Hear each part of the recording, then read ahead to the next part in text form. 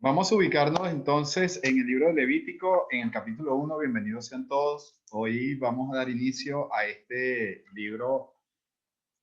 Como les comenté anteriormente, este es un libro muy poco leído entre nosotros, los hermanos de la Iglesia de Cristo. Eh, Podría decir que yo al principio me resultaba un poco incómodo, no lo entendía y no me animaba mucho, pero aún así yo hacía la lectura, pues. Pero estudiando acerca de esto, de la adoración a través de los tiempos, verdaderamente no podemos pasar por alto este libro, porque aquí vamos a encontrar casi todo lo que encontramos aquí son sombras de lo que ahora tenemos en esta nueva dispensación, y es necesario que nosotros la aprendamos. La verdad que no sé cuánto tiempo nos va a llevar este libro, no lo sé, porque hay muchas cosas que aprender y sobre todo debemos prepararnos, podríamos decir como de manera básica de estas enseñanzas, porque hay muchos religiosos adelantados en esto y si nosotros no lo manejamos bien, eh, nos vamos a confundir y nos vamos a confundir bastante. Así que vamos a empezar en el capítulo 1, desde el versículo 1, bueno, todo el capítulo, hermano Manuel, por favor, cuando tenga tiempo, empiezas.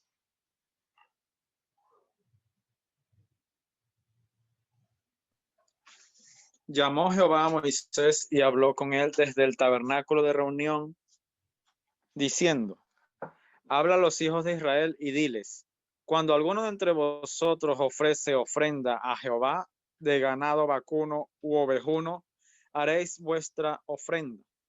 Si su ofrenda fuere holocausto vacuno, macho sin defecto lo ofrecerá. De su voluntad lo ofrecerá a la puerta del tabernáculo de reunión delante de Jehová. Y pondrá su mano sobre la cabeza del holocausto y será aceptado para expiación suya. Entonces degollará el becerro en la presencia de Jehová, y los sacerdotes, hijos de Aarón, ofrecerán la sangre y la rociarán alrededor sobre el altar, el cual está a la puerta del tabernáculo de reunión. Y desollará el holocausto y lo dividirá en sus piezas. Y los hijos del sacerdote Aarón pondrán fuego sobre el altar y compondrán la leña sobre el fuego. Luego los sacerdotes, hijos de Aarón, acomodarán las piezas, la cabeza y la grosura de los intestinos sobre la leña que está sobre el fuego que habrá encima del altar. Y lavará con agua los intestinos y las piernas, y el sacerdote hará arder todo sobre el altar. Holocausto es ofrenda encendida de olor grato para Jehová. Si su ofrenda para holocausto fuere del rebaño, de las ovejas o de las cabras, macho sin defecto lo ofrecerá. Y lo degollará al lado norte del altar, delante de Jehová. Y los sacerdotes, hijos de Aarón, rociarán su sangre sobre el altar alrededor. Lo dividirá en sus piezas con su cabeza y la grosura de los intestinos, y el sacerdote la acomodará sobre la leña que está sobre el fuego que habrá encima del altar. Y lavará las entrañas y las piernas con agua. Y el sacerdote lo ofrecerá todo y lo hará arder sobre el altar. Holocausto es ofrenda encendida de olor grato para Jehová. Si la ofrenda para Jehová fuere holocausto de aves, presentará su ofrenda de tórtolas o de palominos. Y el sacerdote la ofrecerá sobre el altar y le quitará la cabeza y hará que arda en el altar. Y su sangre será exprimida sobre la pared del altar. Y le quitará el buche y las plumas, lo cual echará junto al altar hacia el oriente, en el lugar de las cenizas, y la henderá por sus plumas, pero no la dividirá en dos. Y el sacerdote la hará arder sobre el altar, sobre la leña que estará en el fuego. Holocausto es ofrenda encendida de olor grato para Jehová. Muchas gracias, hermano, por la lectura. Bien, vamos a empezar hablando un poco, haciendo una introducción breve de este libro. Lo podemos llamar el libro de la ley ceremonial. ¿Por qué el libro de la ley ceremonial? Cuando nosotros estudiamos el libro de Éxodo, ¿qué ley recibieron ellos?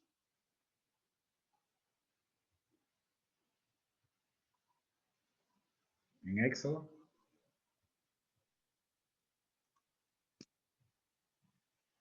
¿Qué ley recibieron? La ley. La ley moral. La ley moral. Esto es muy importante que manejemos conceptos, ¿ok? Sabemos que es la ley, por supuesto, sabemos que son los 10 mandamientos, sabemos que son las 2 tablas de piedra, pero por asuntos de practicidad para hablar con alguien, debemos hacer una diferencia entre lo que es la ley moral y la ley ceremonial. ¿Están viendo? En el monte Sinaí se da la ley ceremonial, pero según el versículo 1 y 2, ¿dónde se da esta ley? Ley ceremonial, ¿en dónde?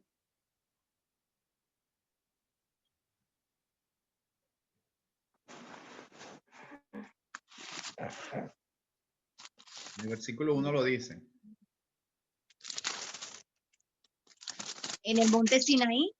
No, según el versículo 1 del capítulo 1 de Levítico.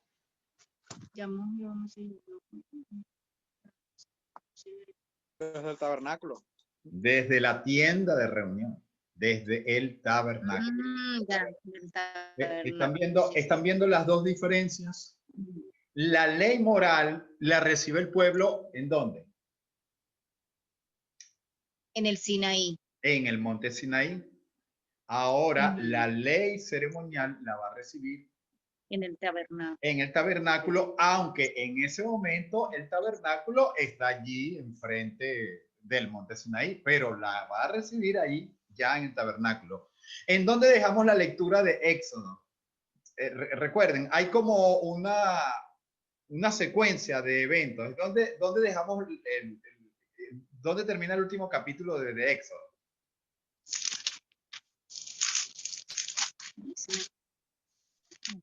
¿Con qué termina?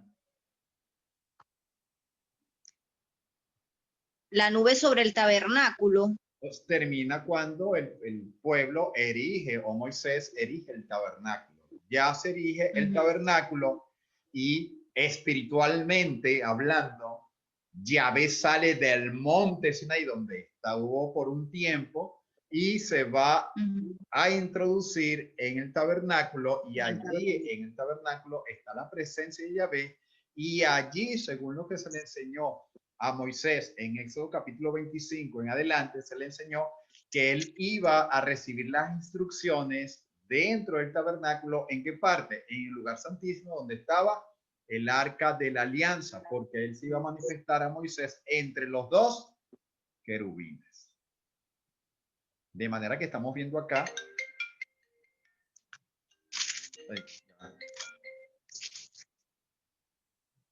Estoy en una reunión. Después te escribo ahorita. ¿Ok? Lo siento. Bueno, está dentro del tabernáculo, ahí está en el monte Sinaí, pero él va a recibir las instrucciones allí, la ley ceremonial, o les va a recordar las instrucciones, porque recuerden que todas estas visiones las tuvo Moisés previamente también. Ahora, nos habla de esta ley ceremonial, ¿en qué sentido? Vamos a hablar un poco del libro. Vamos a hablar un poco. En hebreo, el nombre levítico es Vaikra y significa y llamó.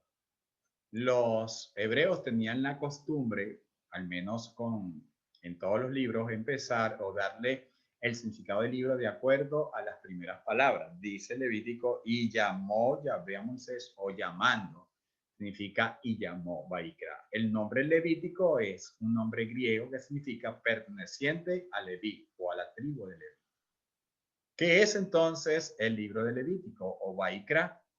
Es un manual para los sacerdotes y levitas donde se especifican sus deberes sacerdotales en la adoración y una guía de vida santa para todo el pueblo. Primero, un manual de instrucción para los sacerdotes y los levitas, cómo debían ellos realizar todo el acto de adoración, y a la vez también ese manual iba a servir al resto del pueblo junto con los sacerdotes y levitas para llevar una vida santa como pueblo. El tema central de este libro es la santidad. Recuerden o recuerdan cuáles son los tres principios de un verdadero adorador. ¿Recuerdan? La obediencia, ¿Qué más? la fe, ¿Qué más?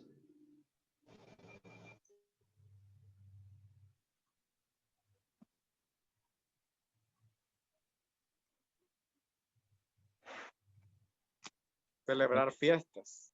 La tercera es que se debía adorar o amar a Dios, hacerlo con todo el corazón, con toda nuestra alma y con toda nuestra mente. Esos son los tres principios. Ahora, el cuarto principio lo vemos acá en este libro. ¿Y cuál es el cuarto principio para un adorador? La santidad. La santidad. Y de esto trata todo el libro. El tema central es la santidad. Dios les dice a ellos reiteradas veces, y eso lo vamos a estar estudiando a medida que vayamos avanzando en el libro: sed santos porque yo soy santo. Miren cómo trata Yahvé al pueblo en la antigüedad: sed santos como yo soy santo. Y aún así eso también nos los exige ahora en la nueva dispensación. ¿Recuerdan? En 1 Pedro nos dice la carta que debemos ser santos porque Él es santo. El pueblo de Dios tiene que llevar una vida santa. ¿Por qué? Recuerden que los israelitas mínimo tuvieron 430 años en un pueblo que era dado a la idolatría, y ellos en 430 años, olvídense, absorbieron la cultura y las costumbres egipcias.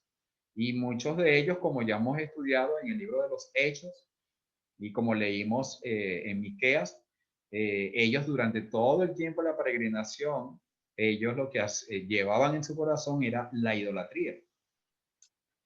¿Y cómo aprendieron a vivir? Aprendieron a vivir como egipcios. Y ahora Dios quiere enseñarles a ellos a vivir como ¿qué? Como un pueblo para Él. Vamos a leer un momento 1 Pedro 1, 18 y 19, hermana Glenda. 1 Pedro capítulo 1, versículos 18 y 19.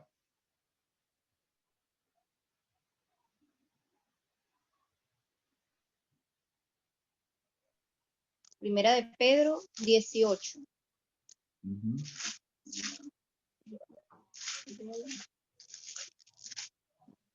1, 18 y 19. 18, 19. Ajá. Dice, sabiendo que fuisteis rescatados de vuestra vana manera de vivir, la cual recibisteis de vuestros padres, no con cosas corruptibles como oro o plata, sino con la sangre preciosa de Cristo, como de un cordero sin mancha y sin contaminación. ¿Cuál es, para decirlo de una manera, cuál es el tema central del libro de Éxodo?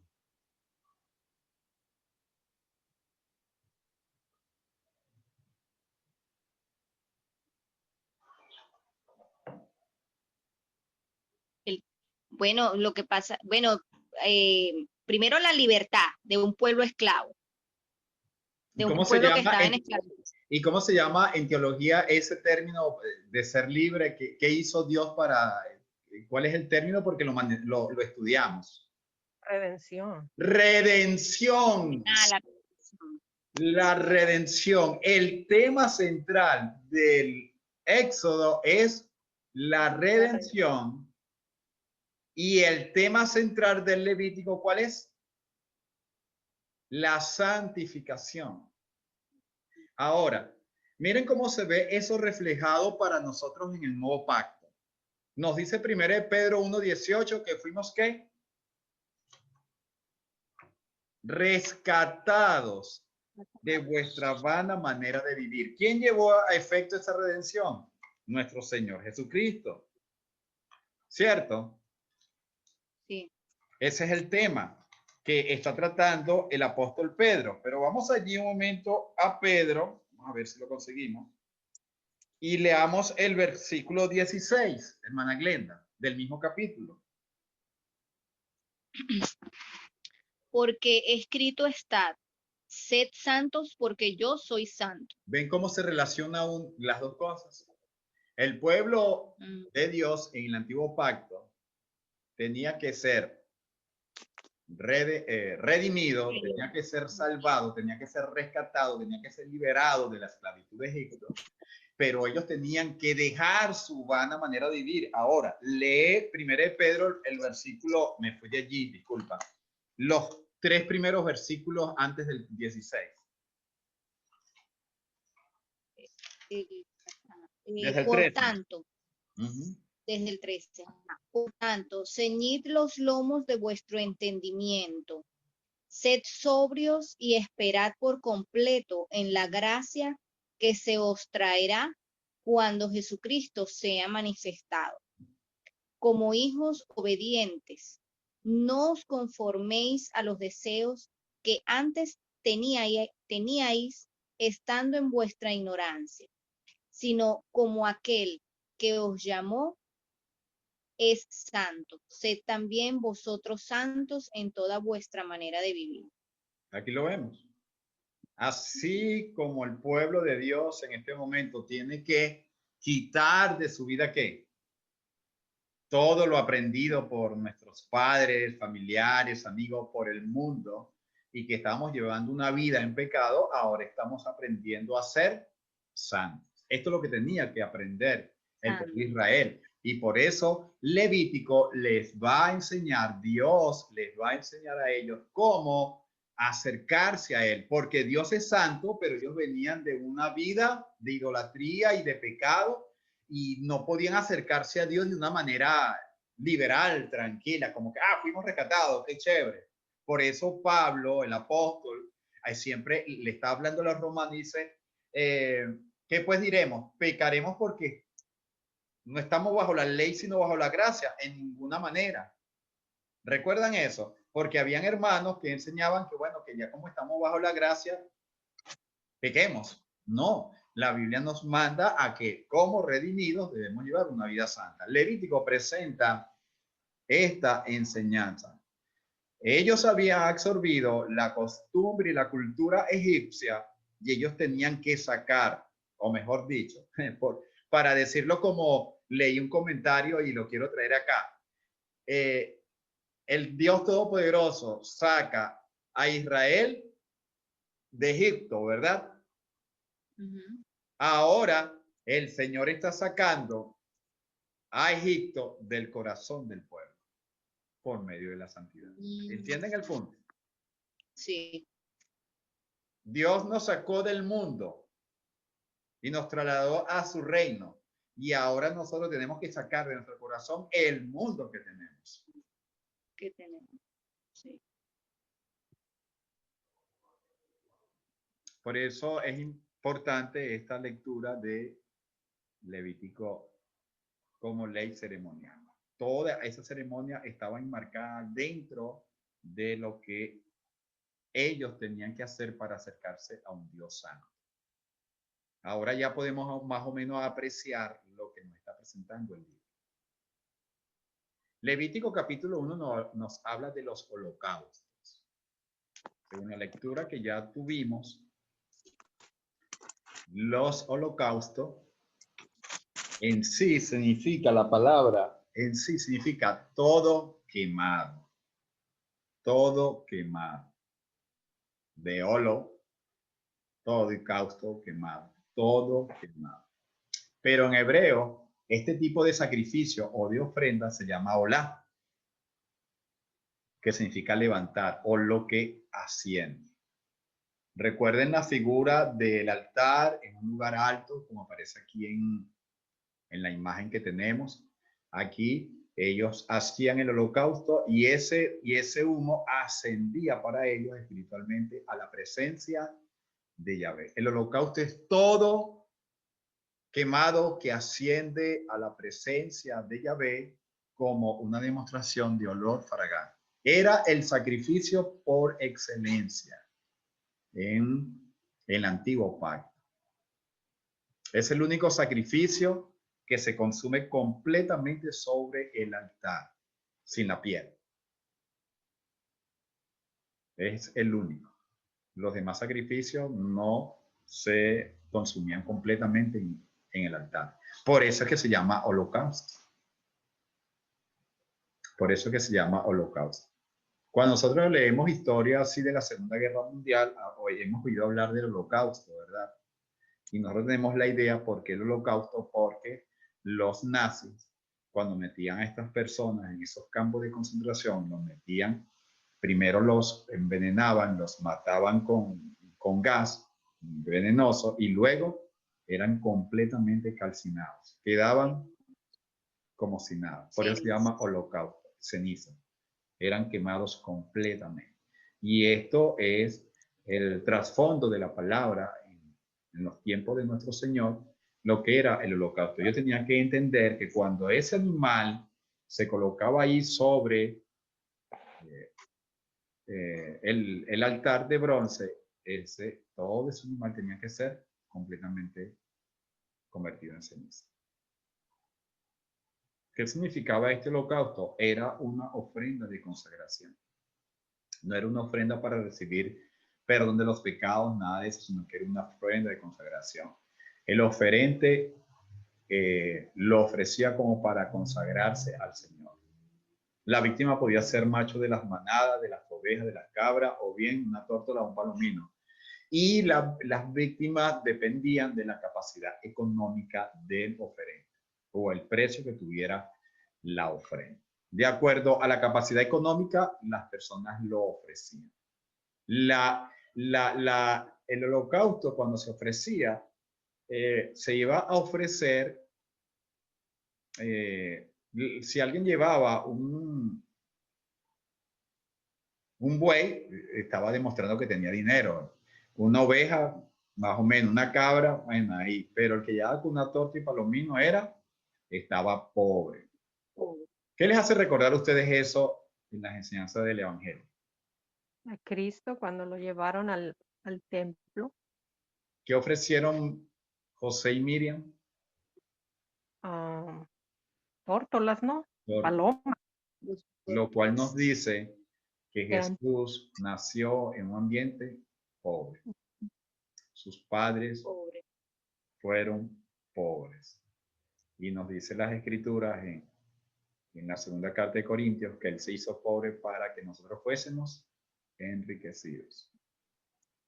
Por eso cuando nosotros estudiamos en lo que es el antiguo pacto, sobre todo los puntos de la Torá, ya cuando el autor del Evangelio que les dice a los lectores en aquella época, le dice, y cuando llegó el Señor Jesús, o sea, imagínense, el Dios hecho carne, cuando llegó el Salvador, cuando llegó Emmanuel, Dios con nosotros, y los padres le ofrecieron 2 tórtolas, los que estaban leyendo dijeron, este hombre vino, vivió y murió pobre. Ellos lo entendían. Uno a veces lo lee y no se da cuenta, pero por supuesto ya nosotros estamos aprendiendo.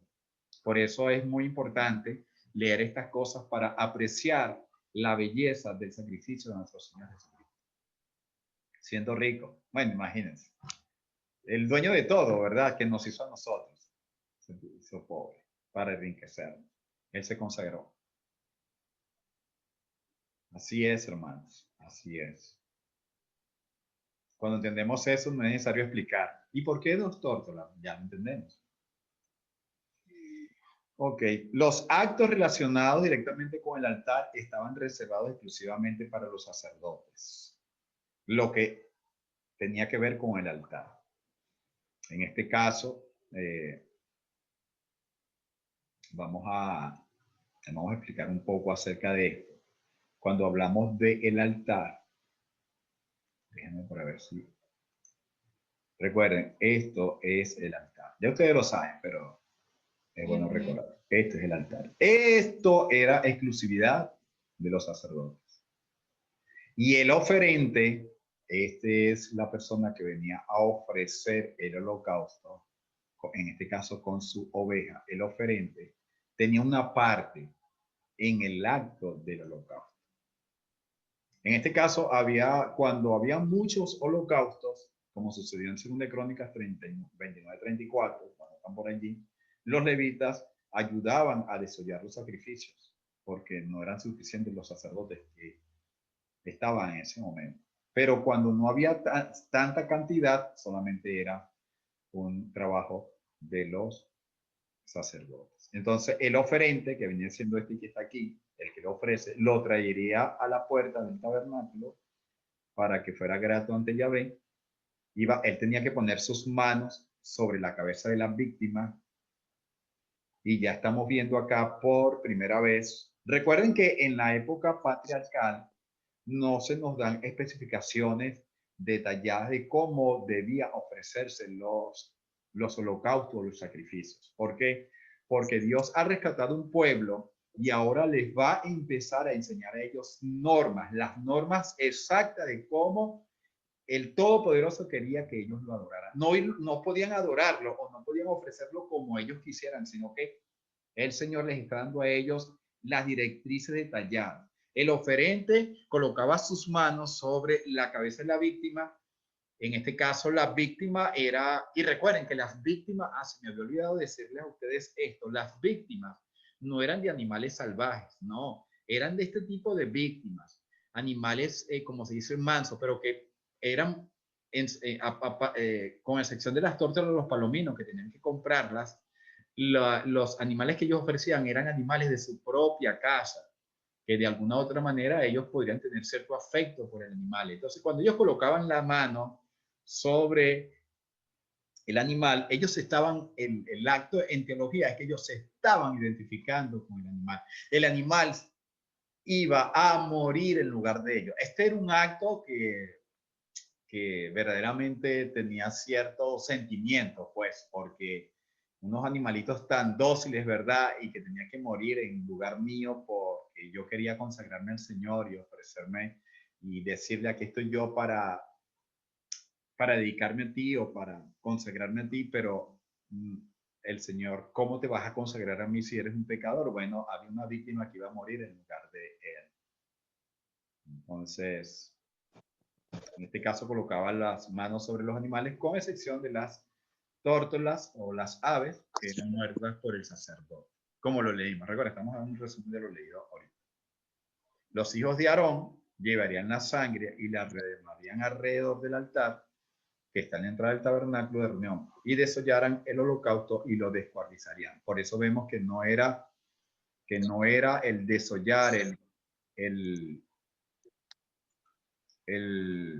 quitar la piel, no era un asunto del oferente. El oferente solamente tenía que llevar el animal, colocar sus manos y matar, degollar. Él tenía que hacer ese acto.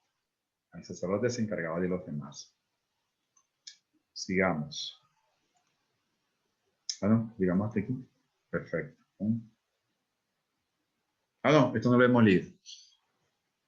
Luego, que una vez se desollara, ellos tenían que poner en el fuego el altar, lo iban a colocar sobre la leña, lo iban a picar en trozos, debidamente identificados, y eso tenía que consumirse. La función del sacerdote empezaba cuando se recogía la sangre y se derramaba sobre el altar. Ahora, la piel quedaba para el sacerdote, eso era parte de su remuneración.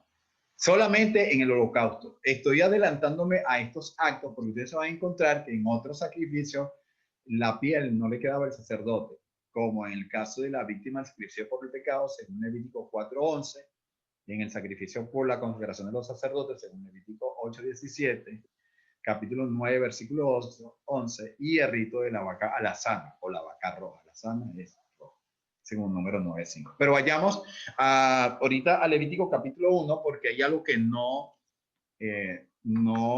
seguí con la presentación porque tuve varias llamadas, tuve que atender a varios hermanos y no me dio tiempo de hacer completamente la presentación, así que vamos a ir a Levítico capítulo 1, versículo 1, cuando dice que llamando Yahvé a Moisés, le habló desde la tienda de reunión diciendo, habla a los hijos de Israel y diles, cuando alguno de vosotros traiga una ¿qué?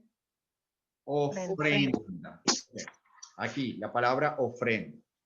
Que me pasó por alto, anotaré, como les digo.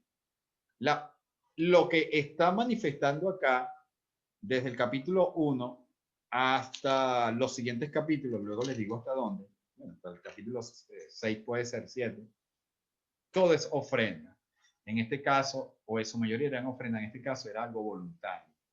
El holocausto era algo voluntario. No era una exigencia de Yahvé. Era algo que el oferente decidía hacerlo. Y la palabra ofrenda aquí es en hebreo corbán. ¿Han oído hablar de esa palabra, corbán? Ujú. En el nuevo pacto, cuando el Señor está viendo que llegaban los judíos a presentar su ofrenda, ellos, el Señor Jesús le dice que, porque le dicen sus discípulos, los discípulos de los fariseos y los saduceos, esa gente, porque tus discípulos no se lavan las manos y están cometiendo un grave error con la tradición de los ancianos. Entonces le dice al Señor, porque ustedes también invalidan la palabra de Dios con sus costumbres, porque la palabra de Dios dice que debemos honrar a padre y a madre, y entonces le dicen, y ustedes dicen, es mi ofrenda con la cual pudiera ayudarte. Allí la palabra ofrenda es corbán. ¿Qué es corbán en hebreo? En sí la palabra corbán es acercarse, lo que tú le acercas a Dios. Por eso vamos a ver aquí, a partir de Levítico, y durante toda la Torá, vamos a ver que ningún judío, cuando iba a reunirse en la fiesta o cuando iba a presentar una ofrenda, no podía llegar con las manos vacías. No podía.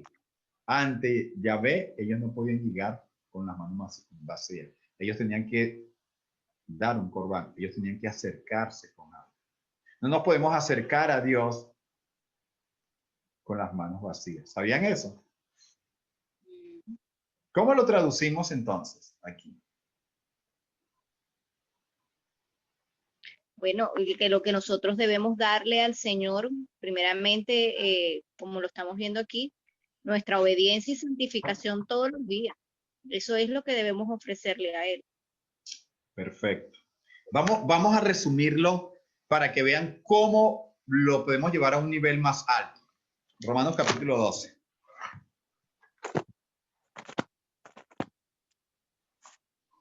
Aquí en Romanos capítulo 12. Hermana Gloria, versículo 1 solamente. Así que, hermanos, os ruego por las misericordias de Dios que presentéis vuestros cuerpos en sacrificio vivo, santo, agradable a Dios, que es vuestro culto racional. Aquí vemos el holocausto. Aquí vemos la consagración en el nuevo pacto. En este caso, como estaba comentando la hermana Glenda, en el sacrificio, en el holocausto que nosotros debemos hacer todos los días, debemos ser obedientes, demostrar fe, adorar a Dios y amar a Dios con todo nuestro corazón, con toda nuestra alma, con toda nuestra mente y ser santos. ¿Lo ven acá? Aquí está.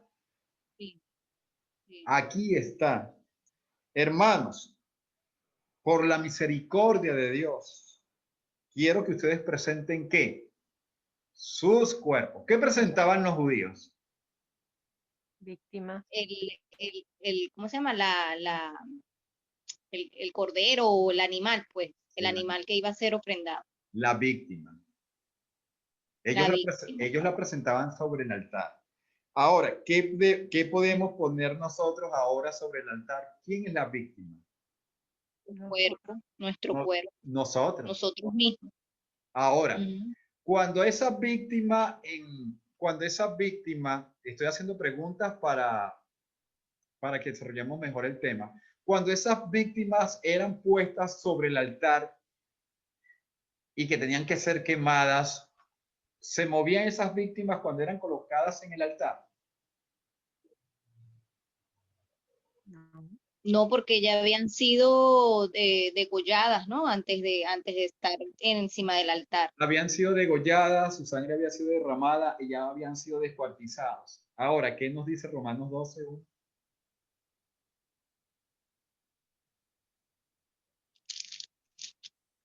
¿Cuál es la diferencia entre el sacrificio del antiguo pacto y ahora el nuevo? Estarnos vivos. Dice que, exacto, un sacrificio vivo. Es vivo. Imaginémonos por un segundo que nos colocaran a nosotros sobre un altar ya encendido, ya con todo eso bien caliente y que nos coloquen allí. Mire, el grito que echamos y la carrera que pegamos, bueno, Es grande. pero la escritura nos está diciendo que nuestros sacrificios tienen que ser no muertos, sino Vivo. sacrificio vivo. Nos va a doler. Vamos a sufrir. Vamos a pasar por duras luchas cuando estamos consagrados al Señor. ¿Qué es un sacrificio? Es morir. Derramar la sangre. Y ese sacrificio santo, miren cómo dice, santo, ¿verdad? ¿Están viendo la palabra? Sí. Bueno, va a ser agradable a quién. A Dios. Y ese va a ser nuestra adoración, ¿cómo? Según el versículo 1. Racional. ¿Cómo es eso racional? Recuerden que cuando dice aquí en Romanos culto, Romanos 12:1, ahí la palabra en griego es latreia. Es un servicio de adoración. Recuerden que tenemos la idea de que el culto es solamente 2 horas en la semana, ¿verdad? Pues no.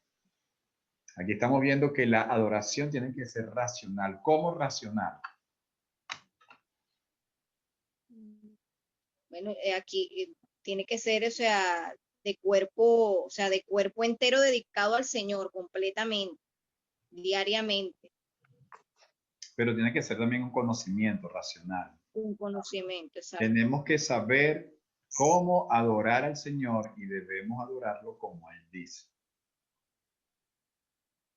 Esta es la lucha de nosotros, trabajar en la parte emocional y en la parte racional, porque no podemos ser completamente racionales y no tener emoción, no tener una pasión, no tener un sentimiento hacia nuestro Dios. La diferencia de los dos tipos de servicios que la gente presenta es cuando es pura emoción. ¿Han visto esos tipos de adoraciones? Que es pura emoción y no hay nada de razonamiento, no hay nada de conocimiento, no hay nada de palabra. ¿Cierto? Creen que por sentirse bien en la adoración es suficiente. Pero hay otra parte que nos puede llevar a otro extremo que es pura letra, y dice la palabra que la letra mata, más el espíritu vivifica. Debemos manejar esas dos cosas. En este caso, nuestra adoración tiene que ser el espíritu, alma y cuerpo. Por eso habla la palabra que los adoradores tienen que ser en espíritu y en verdad. Unida las dos cosas. Y para llevar a cabo eso, yo para llevar a cabo eso y tú para llevar a cabo eso, dice el versículo 2, que no debo adaptarme al mundo. Porque nosotros fuimos redimidos de nuestra vana manera de vivir. Fuimos. Eso es el mundo, no debemos adaptarnos. O sea, nosotros ¿saben lo que significa adaptarse? Es como un molde, ¿verdad?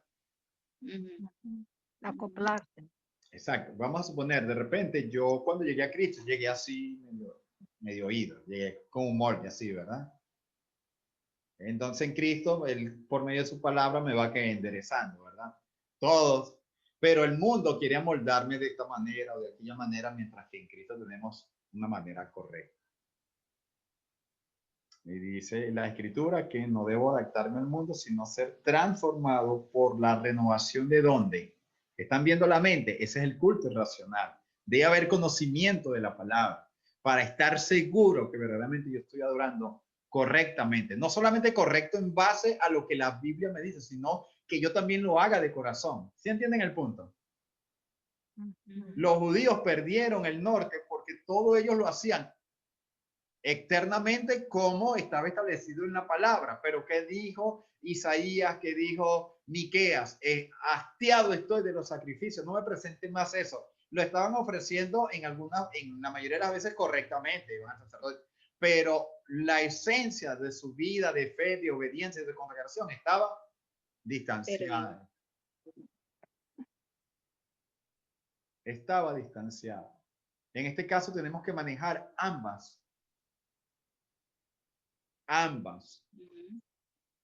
Y recuerden que nuestra adoración es las 24 horas. Cómo yo me relaciono en mi casa, fuera de mi casa, cuando nadie me ve, en este momento, cuando nadie me está oyendo, todo. Es una lucha, la tengo, ustedes la tienen, pero esa es la adoración que el Señor quiere. Y una vez que yo me renuevo mi mente con la palabra, voy a comprobar cuál es la buena voluntad de Dios.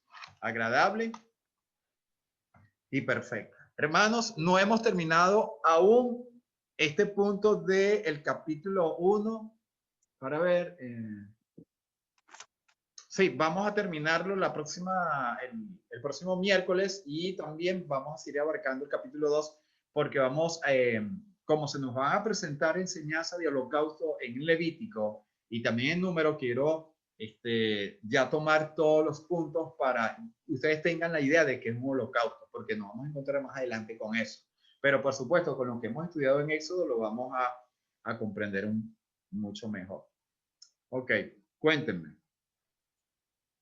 A la batalla, oh cristiano, con el escudo de la cruz. Sé buen soldado, pues a tu lado está el príncipe Jesús. Él con su gracia te sostiene y con potencia sin igual su brazo extiende y te defiende en esta lucha contra el mal.